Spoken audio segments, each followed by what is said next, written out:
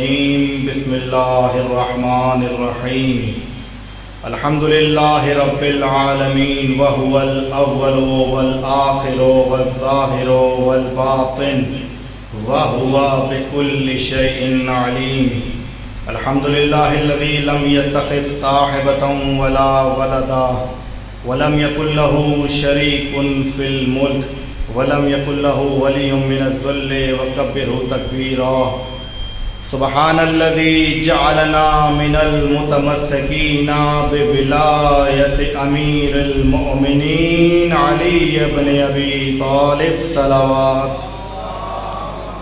صل على محمد وآل محمد الصلاة والسلام على الأنبياء والمرسلين سيما شفيع ذنوبنا وأنيس نفوسنا وطبيب قلوبنا جدنا أبا القاسم محمد صل على محمد وآل محمد الذي أرسله بالحق بشيرا ونذيرا ثم الصلاة والسلام على أهل بيته الطيبين الطاهرين المعصومين المنتجبين الذين أذهب الله عنهم الرجس وطهرهم تطهيرا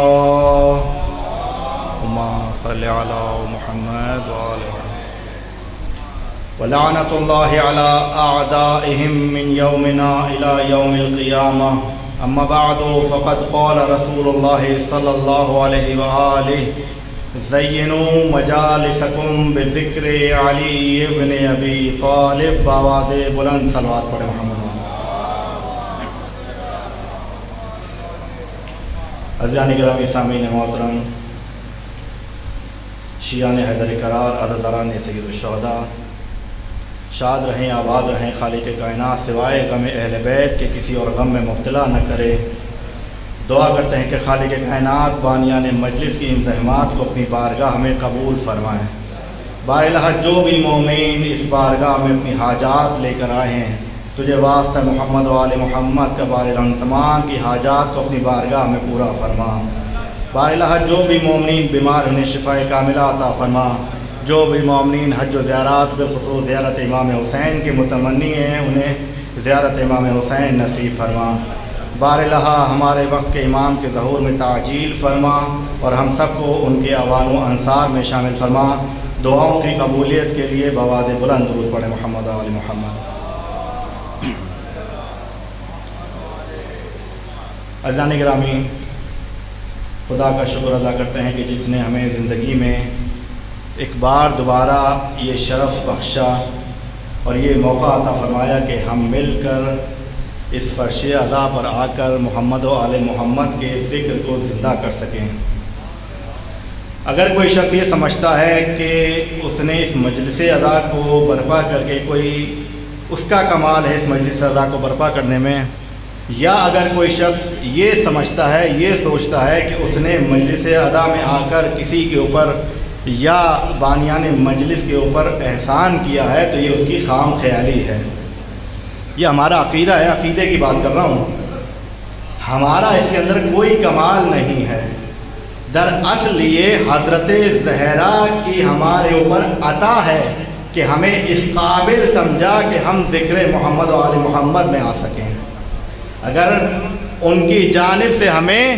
اجازت نہ ہو تو ہم ان مجالس ادا کے اندر شرکت نہیں کر سکتے عزیزان گرامی دیکھیں 1445 ہجری قمری کے ایام ادا تیزی کے ساتھ اپنے اختتام کی جانب بڑھ رہے ہیں اور حسین کے ماننے والوں نے ہر سال کی طرح اس سال بھی نئے سال کا آغاز اپنے مولا و آقا امام حسین کے غم سے کیا یہ ہماری پرانی روایت ہے کہ حسین کے ماننے والے اپنی خوشیوں میں بھی آل محمد کا ذکر کرتے ہیں اپنے مولا کے غم کو زندہ رکھتے ہیں اور اس غم سے گھبرانا کیسا اس رونے سے اس گریہ و ماتم سے گھبرانا کیسا توجہ ہے نا گرامی اس گریہ و ماتم سے گھبرانا کیسا کہ جب یہ گریہ اور رونا ہی انسان کی زندگی کی پہچان ہے توجہ ہے نا دیکھو یہ رونا انسان کی زندگی کی پہچان ہے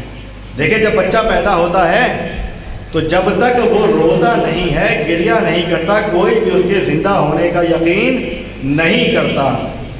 اگر وہ بچہ روتا نہیں ہے تو دائی یا آیا جو بھی ہوتے ہیں اسے زبردستی اسے رلاتی ہے تاکہ گریہ کے ذریعے سے، رونے کے ذریعے سے وہ بچہ اپنے زندہ ہونے کا اعلان کرے۔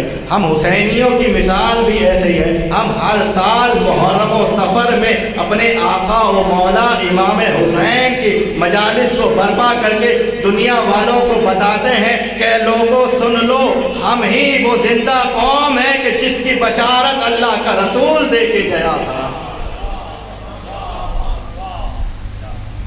ہم ہی وہ زندہ قوم ہے کہ جس کی بشارت اللہ کا رسول اپنی بیٹی فاطمۃ الزہرا کو دے کر گیا تھا۔ کیا فرمایا تھا؟ اے بیٹا، بابا کون روئے گا میرے حسین کے اوپر؟ بیٹا، اللہ ایک قوم کو خلق کرے گا کہ جس کے بوڑھے حسین پہ گریہ کریں گے، جس کے جوان حسین کے جوانوں پہ گریہ کریں گے۔ ہم رسول اللہ کی دعا ہے، ایک درود پڑھیں بلند آواز سے، محمد و آل محمد۔ عزیزان گرامی، دامن وقت میں زیادہ گنجائش نہیں ہے کیونکہ وقت بہت تیزی کے ساتھ گزر چکا ہے، اور میں صرف انتظار کر رہا ہوں کہ قبلہ بزرگ ذاکر جناب غلام جعفر طیار صاحب تشریف لائیں۔ تب تک، جب تک وہ آتے ہیں تب تک میں آپ کے سامنے بیٹھا ہوں۔ دیکھیے، آپ کے سامنے میں نے اللہ کو دیکھیں، انسان کو خلق کیا۔ یہ 18,000 مخلوقات تقریباً پروردگار نے اس کائنات کے اندر ایک اندازے کے مطابق 18,000 سے زیادہ مخلوقات کو خلق کیا ہے، اور ان 18,000 مخلوقات میں سے پروردگار نے انسان کو عقل اور شعور عطا فرما کر اسے اشرف المخلوقات قرار دیا۔ ایسا ہی ہے نا، انسان ہی ہے کہ جسے اشرف المخلوقات قرار دیا۔ کیوں؟ اس لیے کہ اللہ نے اسے عقل و شعور عطا فرمایا۔ اور دیکھیں، یہ انسان، یہ نوع بشر، یہ مخلوق پروردگار کو، اس مالک کو اتنی زیادہ پسند ہے کہ اس مخلوق کو خلق کرنے سے پہلے اس انسان کو اس دنیا میں جس چیز کی ضرورت تھی، جن نعمات کی ضرورت تھی، پروردگار نے انسان کو خلق کرنے سے پہلے ہی وہ تمام نعمات اس دنیا میں بھیج دی ہیں۔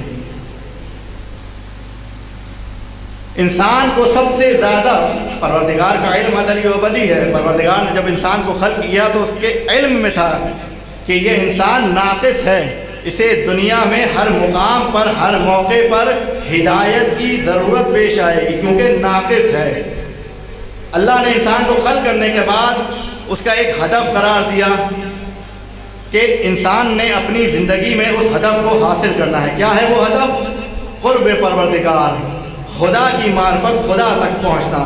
لیکن انسان چونکہ ناقص خلق ہوا تھا اور خود سے اس ہدف کو حاصل نہیں کر سکتا تھا، تو پروردگار نے انسان کی اس ضرورت کو دیکھتے ہوئے اس انسان کو کہ جسے ہدایت کی ضرورت تھی، اسے خلق کرنے سے پہلے ہادی و رہبر بھیجے۔ پروردگار نے انسان سے پہلے ہدایت کا بندوبست فرمایا، اس کے بعد اس انسان کو خلق کیا۔ اور اب دیکھیں، پروردگار نے، خالق کائنات نے 1,24,000 انبیاء کی صورت میں انسانوں کے لیے ہدایت کا بندوبست فرمایا، ہادی اور رہبر بھیجے، اور دین کی صورت میں ایک دستور العمل بھیجا کہ انسان اس دستور کے اوپر عمل کر کے اور انبیاء کی تعلیمات کی روشنی میں اپنے اعلیٰ ہدف یعنی قرب پروردگار کو حاصل کرے۔ لیکن جب دین مکمل ہو گیا 11 ہجری میں اور انبیاء کی ضرورت نہ رہی، تو پروردگار نے کیا کیا کہ انبیاء کے سلسلے کو ختم کر دیا، کیونکہ بعثت انبیاء کا سلسلہ کا فلسفہ ختم ہو چکا تھا، انبیاء کو بھیجنا بند کر دیا۔ لیکن دیکھیں، انسانوں کو تو اسی طرح سے ہدایت کی ضرورت باقی تھی، تو پروردگار نے اس مقام پر بھی انسان کو سرگردان اور پریشان نہیں چھوڑا۔ پروردگار نے انبیاء کی صورت میں دین پہنچانے والوں کا سلسلہ ختم کر کے آل محمد کی صورت میں دین بچانے والوں کا سلسلہ شروع کیا۔ یہی آل محمد انبیاء ہیں دین پہنچانے والے، اور یہ آل محمد ہیں دین بچانے والے۔ یہی وجہ ہے عزیزان گرامی کہ جب بھی دین اسلام میں طول تاریخ میں 1400 سال کی تاریخ میں جب بھی دین اسلام کے اوپر کڑا وقت آیا ہے، تو کسی کلمہ پڑھنے والے نے دین کی مدد نہیں کی، کسی صحابی نے دین کی مدد نہیں کی۔ اگر کسی نے دین کی مدد کی ہے تو یہی آل محمد ہے۔ یہی آل محمد ہے۔ پروردگار نے آل محمد کو خلق ہی لوگوں کی ہدایت کے لیے کیا ہے کہ جب بھی دین میں کوئی انحراف پیدا کرے تو یہ آل محمد کی ذمہ داری ہے کہ دین کو انحراف سے محفوظ رکھیں۔ اب آپ لوگوں کو معلوم ہے کہ پروردگار اللہ کے رسول نے، دیکھیں ہمارا عقیدہ یہ ہے، مختصر کر رہا ہوں بات بہت زیادہ، ہمارا عقیدہ یہ ہے کہ ہر نبی نے اپنی زندگی میں اللہ کے حکم سے اپنا وسیع اور جانشین معین کیا تھا، ایسا ہی نا؟ ہر نبی نے، حضرت نوح نے اپنا وسیع معین کیا، حضرت ابراہیم نے، حضرت موسیٰ نے، حضرت عیسیٰ نے اللہ کے حکم سے اپنی زندگی میں معین کیا اور لوگوں کو پہچان کروا کے گئے کہ دیکھو میرے بعد یہ میرے اوصیاء ہیں، یہ میرے وسیع ہیں کہ جو دین کی حفاظت کریں گے۔ اللہ کے نبی نے بھی، تاریخ گواہ ہے کہ اللہ کے نبی نے بھی حجۃ الوداع سے واپسی کے موقع پر غدیر خم کے مقام پر 1.25 لاکھ صحابہ کو جمع کر کے علی ابن ابی طالب کا ہاتھ بلند کر کے اللہ کے حکم سے کہا کہ من کنت مولا فہذا علی مولا، کہ میرے بعد یہ علی ہے کہ جو تمہاری ہدایت اور رہبری کرے گا۔ اب میں جملہ آپ کی سماعتوں کی نظر کر رہا ہوں، آپ لوگوں نے سن رکھا ہے، میں پوری ذمہ داری کے ساتھ یہ بات کہہ رہا ہوں کہ 1.25 لاکھ صحابہ نے علی کی ولایت کا اقرار غدیر خم میں کیا تھا۔ کوئی صحابی نہیں تھا ایسا کہ جس نے اس وقت علی کو مولا تسلیم نہ کیا ہو۔ اب جب اقرار ولایت ہو گیا تو ایک منافق، حارث ابن نعمان فہری کا نام لوگوں نے سنا ہوگا کہ منافق تھا، آیا رسول کی خدمت میں، بعض نے کہا اسی غدیر خم کے مقام پر، اور بعض نے کہا کہ جب مدینہ رسول اللہ واپس آ گئے تو وہاں پہ اس نے کیا کیا، آ کر رسول اللہ پر اعتراض کیا، کیا کہا کہ یا رسول اللہ آپ نے کہا اللہ ایک ہے، ہم نے مان لیا، آپ نے کہا کہ انبیاء ہیں، ہم نے مان لیا، آپ نے کہا نماز پڑھو، ہم نے نماز پڑھ لی، روزہ رکھو، ہم نے روزہ رکھا، حج کرو، زکوٰۃ دو، جہاد کرو، ہم نے سب کچھ آپ کے کہنے پر مان لیا، لیکن یہ کیا اب آپ اپنے جانے کے بعد اپنے بھائی علی کو ہم پر مسلط کر کے جا رہے ہیں؟ اے اللہ کے نبی، اگر یہ حکم آپ کی جانب سے ہے تو ہم اس حکم کو تسلیم نہیں کرتے، لیکن اگر اللہ کی جانب سے ہے یہ حکم ہے کہ علی کو اپنا مولا تسلیم کرو تو دعا کریں کہ اس وقت آسمان سے میرے اوپر کوئی پتھر نازل ہو کہ جو مجھے ہلاک کر دے۔ توجہ ہے نا دینوں؟ واقعہ آپ لوگوں نے سن رکھا کہ ایک منزل تک آپ کو لے کے جانا چاہ رہا ہوں۔ اے اللہ کے رسول دعا کریں، رحمت للعالمین کی خدمت میں آیا ہے، بجائے رحمت طلب کرنے کے عذاب طلب کر رہا ہے۔ قرآن کہہ رہا ہے کہ سأل سائل بعذاب واقع، کہ ایک سائل آیا رسول کی خدمت میں، رحمت للعالمین کی خدمت میں، اور آ کر رحمت طلب کرنے کے بجائے عذاب طلب کر رہا ہے۔ ماجرا کیا تھا عزیزان گرامی؟ وہ منافق تو تھا لیکن یہ جانتا تھا کہ محمد مصطفیٰ ہے رحمت للعالمین۔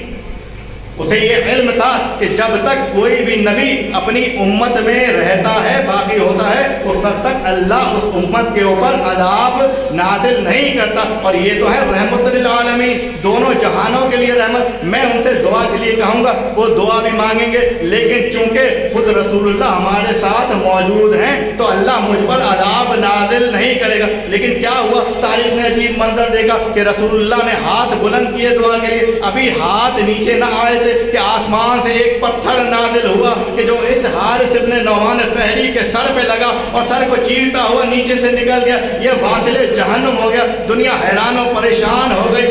میں جملے آپ کی خدمت میں عرض کر رہا ہوں، حارث ابن نعمان فہری یہ جانتا تھا کہ رحمت للعالمین عذاب نازل ہوگا، لیکن یہ بات بھول گیا تھا کہ محمد ہیں نبی، وہ اپنی رسالت کے ذمہ دار تو ہیں، رسالت کا منکر عذاب سے بچ سکتا ہے لیکن علی کی ولایت کا منکر عذاب سے نہیں بچ سکتا۔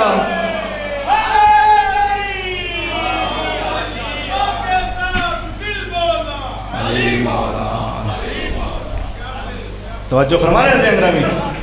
بھول گیا تھا، اس کے علم میں یہ بات نہیں تھی کہ محمد ہیں اپنی رسالت کے ذمہ دار، رسالت کا منکر، اور تاریخ میں ہوتا ہوا آیا ہے کہ جن لوگوں نے رسالت سے انکار کیا عذاب سے بچتے رہے، لیکن اسے یہ علم نہیں تھا کہ ولایت علی کا منکر کبھی بھی عذاب سے بچ نہیں سکتا۔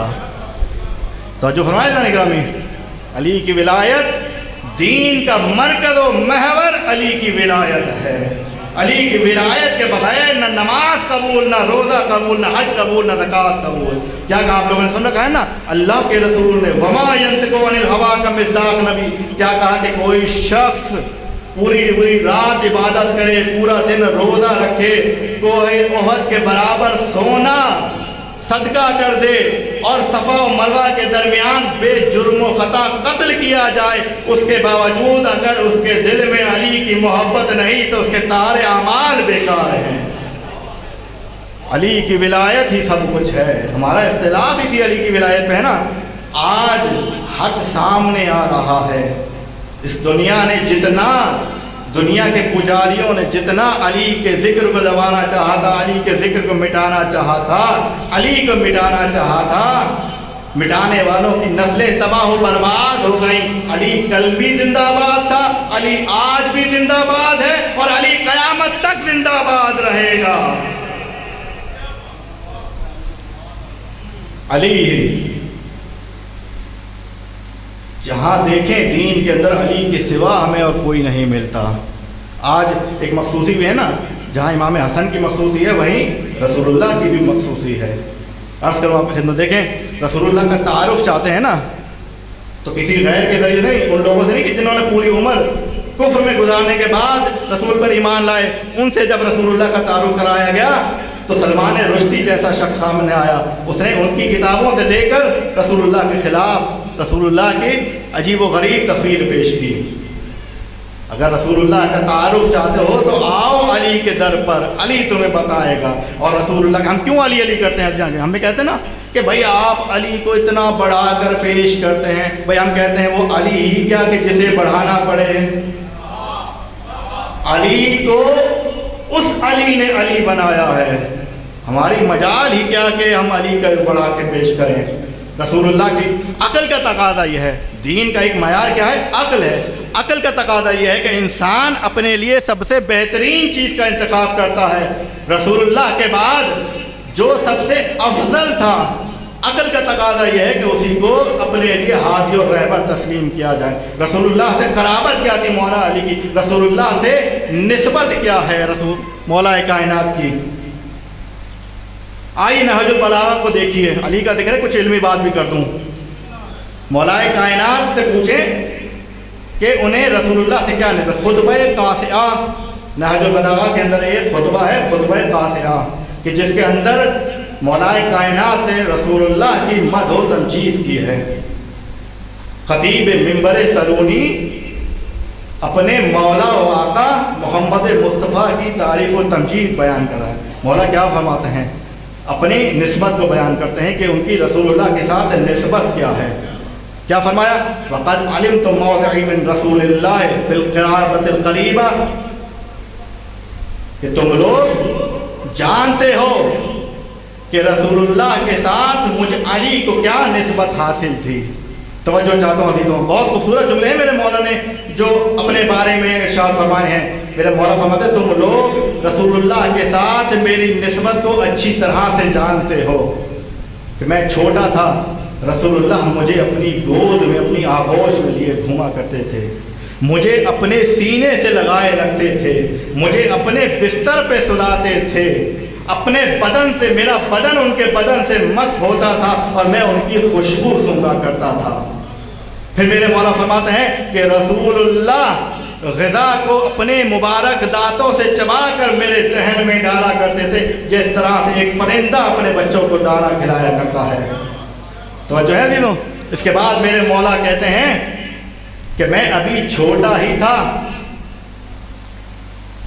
कि अल्लाह ने अपने रसूल के लिए एक ख़ास फरिश्ता मुअय्यन किया कि जो दिनों रात रसूलुल्लाह को अखलाक हसना की तालीम दिया करता था। मौला अली फरमा रहे हैं, ये कब की बात है? जब रसूलुल्लाह गार हिरा में इबादत किया करते थे और उनके साथ मौलाए कायनात के अलावा और कोई नहीं होता था।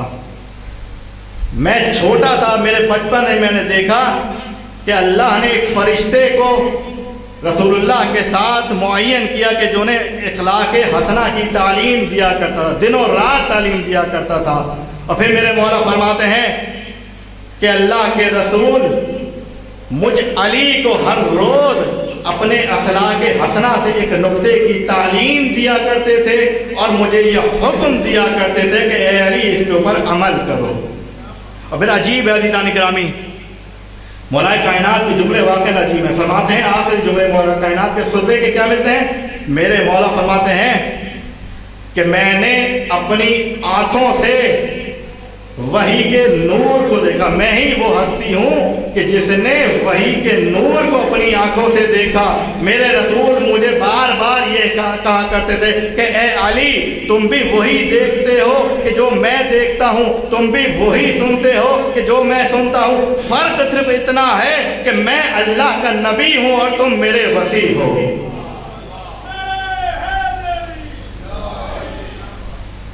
یہ ہے منزلت میرے مولا کی. ہم علی کو کیوں وسیع مانتے ہیں, علی کو کیوں جانشین مانتے ہیں؟ عقل کا تقاضا یہ ہے, اور تاریخ گواہ ہے کہ رسول اللہ نے کبھی علی کو اپنے بستر پہ سلا کے تعارف کروایا کہ یہ میرا وسیع ہے, کبھی اپنے شانے میں سوار کرا کے بتوں کو توڑتے ہوئے یہ بتایا کہ یہ علی میرا وسیع ہے, اور کبھی غدیر خم کے مقام پر ہاتھوں کو بلند کر کے فرماتے ہیں کہ یہی میرا حقیقی جانشین ہے. علی, کیا کہا شاعر نے, کب تک علی سے دامن بچائیں گے؟ ہر جا علی ملیں گے نہ دامن بچائیے, بچنا علی سے ہے تو جہنم میں جائیے. علی سے بچنا ہے اس دنیا میں تو دنیا میں آپ کا علی سے جان چھوڑنے والی نہیں, علی سے بچنا ہے تو جہنم میں جاؤ. وہی جگہ ہے کہ جہاں تمہیں علی نہیں ملے گا. عزیزو, آج دوسری نسبت کیا ہے؟ مخصوصی. ایک تحفہ آپ کی خدمت میں پیش کرتا جا رہا ہوں. آج کی مخصوصی کیا ہے؟ مولا امام حسن کی بھی مخصوصی ہے نا آج. بس ایک جملہ آپ کی خدمت میں کیا فرمایا؟ مخصوصی ایک تحفہ آپ کی خدمت میں پیش کرتا جا رہا ہوں. حاکم شام کے پاس حاکم روم نے کچھ سوالات بھیجے صفین کے موقع پر. اب حاکم شام کہاں اور یہ علمی سوالات کہاں؟ دور دور تک اس کا علم سے کوئی تعلق نہیں تھا, جواب نہیں دے سکتا. کہا کہ ہم تجھے اس صورت میں خلیفہ مانیں گے کہ اگر تو نے ہمارے ان سوالوں کا جواب دے دیا تو ہم تجھے خلیفہ دیں. اب حاکم شام سوالوں کے جواب نہیں دے سکتا. اس نے ایک جاسوس مولا کے لشکر میں بھیجا. مولا صفین سے واپس آ رہے تھے, رہبہ کے مقام پر مولا پہنچتے ہیں, وہاں پڑاؤ ڈالتے ہیں. یہ شخص آتا ہے حاکم شام کا جاسوس, مولا سے آ کے ملتا ہے. مولا کہتے ہیں کہ تو نیا معلوم ہوتا ہے, تو میرے لشکر کا نہیں ہے. جھوٹ بولتا ہے مولا, نہیں مولا میں آپ کے لشکر میں ہوں, آپ کے لشکر کا سپاہی ہوں. مولا کہتے ہیں نہیں, تو مجھ علی سے جھوٹ نہ بول, تو میرا سپاہی نہیں ہے. پہچانا جاتا ہے. تعجب ہے نا عزیزان اکرامی, وہ اس علی سے اپنی پہچان چھپا رہا ہے کہ جس کے سامنے یہ کائنات خلق ہوئی ہے. وہ علی کہ جو کائنات کے سربستہ رازوں سے واقف ہے, اس علی سے اپنی پہچان چھپا رہا ہے. پہچانا جاتا ہے, پکڑا جاتا ہے. کہتا ہے کیوں آیا ہے؟ کہا کہ حاکم شام نے کچھ سوالات بھیجے ہیں, مجھے ان کا جواب چاہیے. ایک درود پڑھیں بلند آواز سے, محمد آل محمد.